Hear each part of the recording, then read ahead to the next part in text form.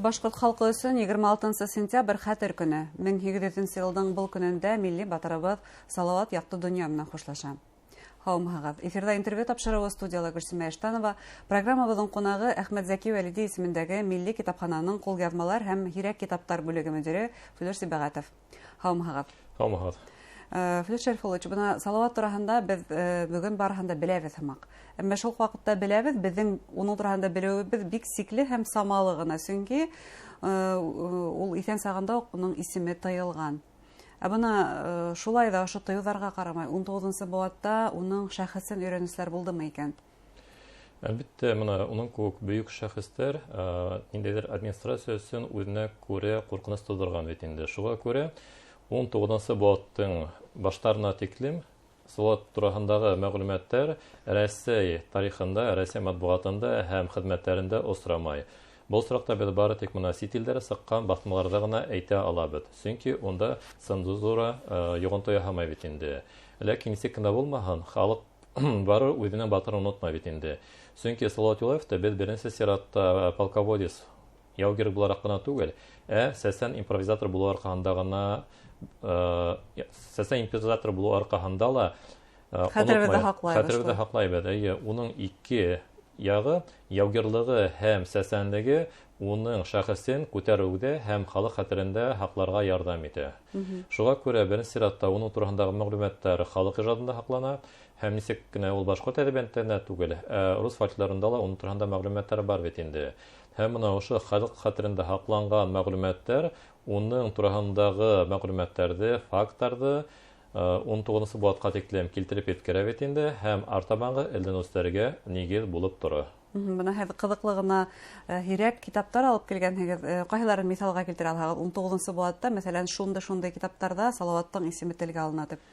Менә беренче сиратта банда без иң беренче Салават образын һәм телгә алган хезмәт итеп Пушкиндың хезмәтен атайбыз инде. Монда алып килдем. Тургына китап 1914 елда басылып сыккан вариантын сочинение Пушкина, издание Императорской академии, том 11, История Пугачевского бунта дигән революцияле сыккан вариантларның береге. Монда бұл китапта беренче тапкыр дигәндә инде Салават турында мәгълүматлар телгә алына. Уныһы аңлашыла, чөнки Пушкин бөек шагыйрь булу белән берәттән Россия сәяси күләмендә билдәле урын алган шәхесләрнең береге бит инде. Башкаларга ядырга рөхсәт ителмәгән соракта ла уга ядырга мөмкинчелек булган. Артабанга инде без моны Руф Игнатьевтарның, Нефёдовтарның, Дубровиннарның хезмәтләрендә күренә алабыз бит инде. Менә шулай ук башка матбугат битләрендә дә басылып сыккан бит инде. Менә Русское богатство дигән журнал 1000. Бу журнал димәк. Бу журнал 1802 елгы Русское богатство дигән журнал, иземичный журнал, китапка охшаган бит инде басылган. Менә бунда ла Салават турындагы материалдар урын ала.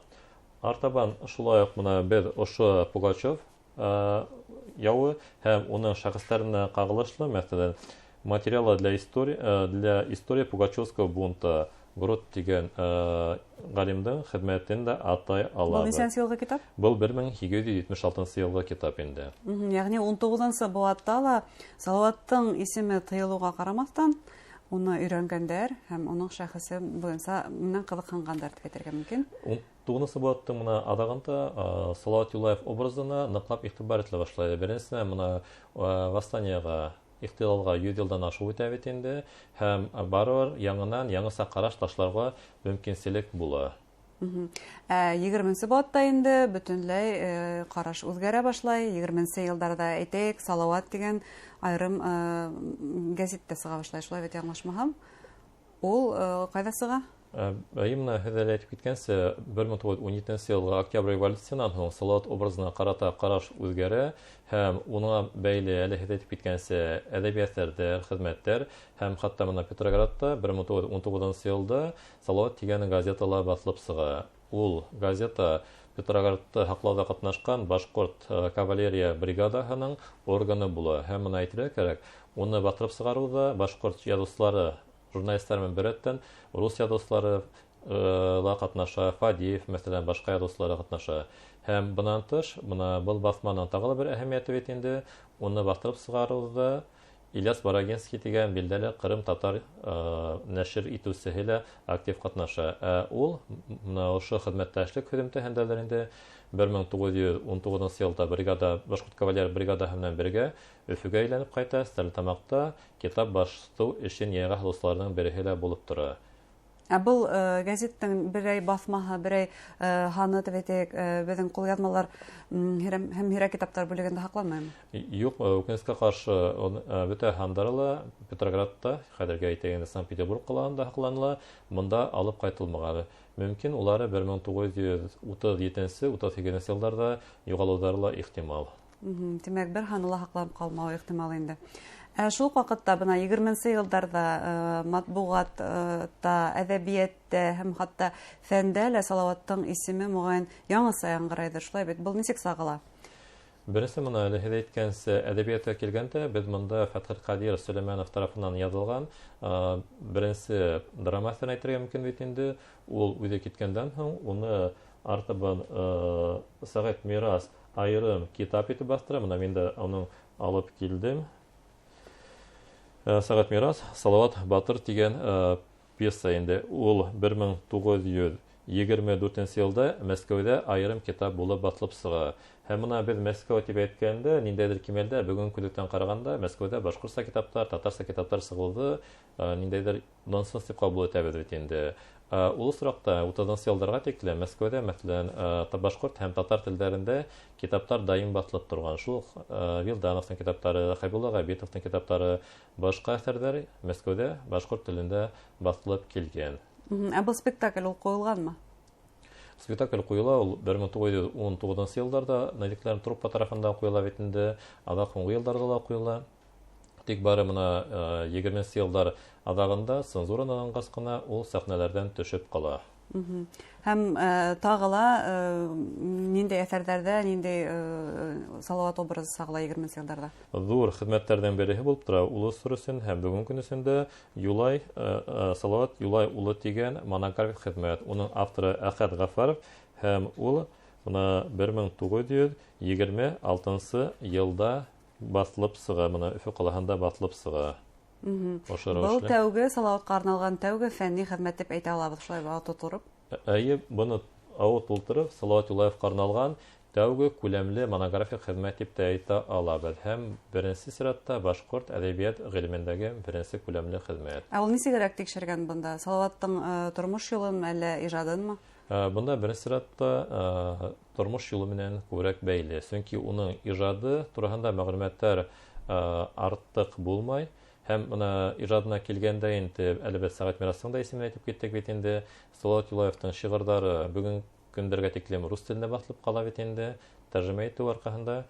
Һәм моны 20 елларда уның шигырьләрен киренән башкортчага кайтару буенча тәүге эзләнүләр башлана һәм уның беренче авторы булып әле телгә алынган Сәгать Мирас була бит инде. Ләкин Сәгать Мирас шул осыр заман кеше булып, бу шигырьләрне моны бәйт строфикаһы нигезендә Одан 2 ел рәвешендә тәрҗемә итә. Һәм шуңа күрә ул уңышлы гына булып тора бит инде. Артык халык арасында тарала алмай. Бу артык моны артабанғы Рәшнигъмәтдиннең тәрҗемәһендә генә ул халык иҗады Кобаир строфиканы ярашлап нигезләнеп тәрҗемә иткәнгә күрә, без уны Салаватның үзе язган шигырь буларак та кабул итәбез. Димәк, Сәгать Мирасты без шулай ук Салаватчыларның бер хәрәтенә индерә алабыз, шулай бит? Сынапта Сәгать Мирас иң ентекле эшләгән салаватчыларның береһе. Уның bundan тыш матбугат битләрендә дә басылган хезмәтләре бар бит инде. Ошо темалар арналган һәм дөйем әдәби процесска, мәдәни процесска кагылышлы хезмәтләр уның байтак. Тагы нинди әдәби әсәрләрдә әйтеп үтәргә?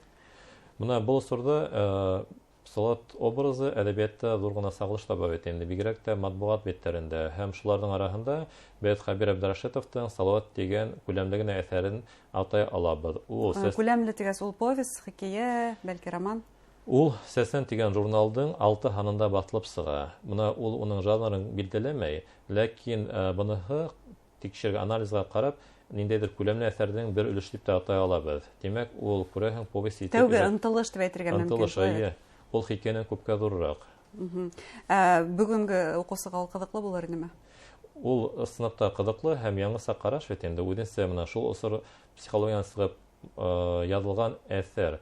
Ул тәрҗемә ителде, басылып сыкты 2003 елда Агадел журналында. Әгәр дә кемдер кызыксына икән, алып укый ала. Кемдер кызыксына икән тинегез, әлбәттә бу бүгенге яшь галимнарга, фән кандидаттарына кызыклы булыр иде. Гомумән Салават Юлаев турында һөйләгәндә, тарихчылар уфтанып куя кызганычка каршы, тарихчылар арасында уның образын, уның темаһына фәнни эшләр язучылар һирәк диләр. Бында беренче сиратта Уна безнең галимдарыбызның архив хезмәттәр материаллары менән ошо гарәп графикында, латин графикында батылган хезмәттәр менән таныш булмау аркаһында, беренчесеннән ошо фәнни әйләнешкә индермәү аркаһында. Икенчесеннән, моны бездә фән кандидаттары сараштырмасы күп кенә яклай бит инде. Яклагандан соң кайдалар юкка сыгалар бит инде. Моны төрле өлкәләр буенча белгечләр башлаганда һорау туа, шул буенча кемдер эшләй дигән. Шуңа күрә, әгәр дә моны алып эшләгән икән, монда ысылмаган, әйтелмәгән һүзләр бик күп. Шулай итеп, Салават образы әлеге вакытта, гомумән Салават темаһы яшьләр тарафыннан өйрәнелмәгән, бәлки берәй сәмле яшь кешенең сәменә тейер һәм үзенә шундай максат куер дип ышанып калабыз. Шулай итеп, Салаваттың бына асылы ни өчен ул безнең милли батырыбыз? Буның сәбәпләре нимәлә? Бары тик сәсәнлектә һәм уның яугирлыгында гынамы? Беренче сиратта ул халыктың тормышка карашын, психологиясын сагалдырган шәхес. Моны әле әйтеп кителгән шагыйрь булуы, яугир булуы бит инде, икенчесеннән интернациональ шәхес булуы, ягъни ул шунайдыр халыктарны айырган кеше түгел, төрле милләт халыктарын берләштерә торган шәхес буларак күз алдына баса. Һәм шуңа күрә бит инде без уны үзебезнең ошо халыкты сагалдырган, бүгенге яраткан термин әйткән бренд дип әйтә алабыз бит инде. Сыныпта ул кайда гына барма, Салават турында. Салават диләр бит инде. Шуңнан Шаймуратовтың да Салават варифтары сигенә алмай дигән нәгә фикерләр бит инде, киң билдәле бит инде. Ягъни ул безнең халыктың асылын, менталитетын сагалдырган шәхесләрдән береһе. Тагыла уның бер үзенчәлеге менә бая әйтеп киткәннән бәйле бит инде. Нисек кенә булмаһын, ул берләштергән кеше. Ниндәйдер мәсәлән башкортларда яки башка милләтләрдә айыру өчен түгел берләштергән. Билдәле рус тарихчысы Вадим Винцерович Трепавлов менә уның иҗатын өйрәнгәндән һәм документлар өйрәнгәндән һәм шундай фикергә килә, Салаваттың һәм Кения Араслановтың язган материаллары арасында сепаратизмга, ягъни Рәсәйдән аерылуга сакырган бернинди дә мәгълүмат һәм бернинди дә материал юк дигән фикер һәгымта яһай бит инде. Кирһенсә берләштерә халыктарны дип. Кирһенсә берләштерә. Адакка мәсәлән, моны 20-нче бат башында күргән тарихыбызда бит шуны күрәбез. Монда кайдар ситкә сыгу түгел, берләшеп дөйем Рәсәй кимәлендә үсешү бит инде. Зур рәхмәт һеҙгә әңгәмәгеҙ өсөн һәм ҡиммәтле фекерҙәрегеҙ өсөн. Рәхмәт. Хөрмәтле тамашасылар, безнең студияла Әхмәт Зәки Вәлиди исемендәге Милли китапхананың ҡулъяҙмалар һәм һирәк китаптар бүлеге мөдире Флүр Сибәғәтов булды. Иғтибарығыҙға ҙур рәхмәт. Һау булығыҙ.